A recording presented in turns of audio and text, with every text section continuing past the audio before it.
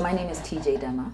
I'm from a country called Botswana. I'm a poet, often referred to as a performance poet or spoken word poet, though there isn't really a distinction for us culturally because the assumption is that poetry is always spoken. We're not really a print culture or a book culture.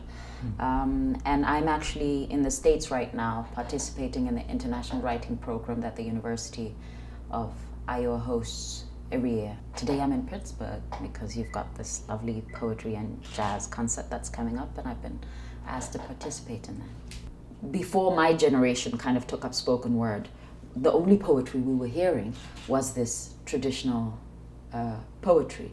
And so that is sort of a huge reference for me. And there was no distinction for them really between the music and the poetry. If you started speaking, some guy might start playing.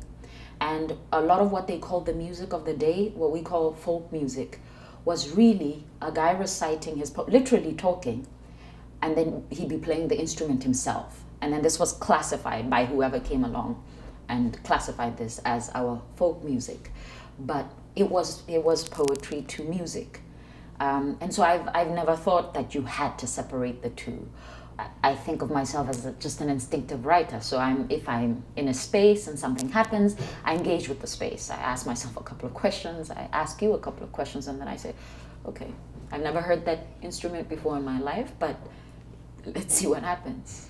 Yeah, so I'm open to kind of shifting my process all the time to accommodate myself and what I can do, what I can't do, and accommodate the other person that's working with me. And, there's a lot of faith that goes into that process. You have to trust that someone else knows what they're doing. And of course, Oliver Lake definitely knows what he's doing. And it's much easier to trust somebody who you know is not going to go up there and just play for the sake of playing. And if Oliver does his best and I do my best, there's,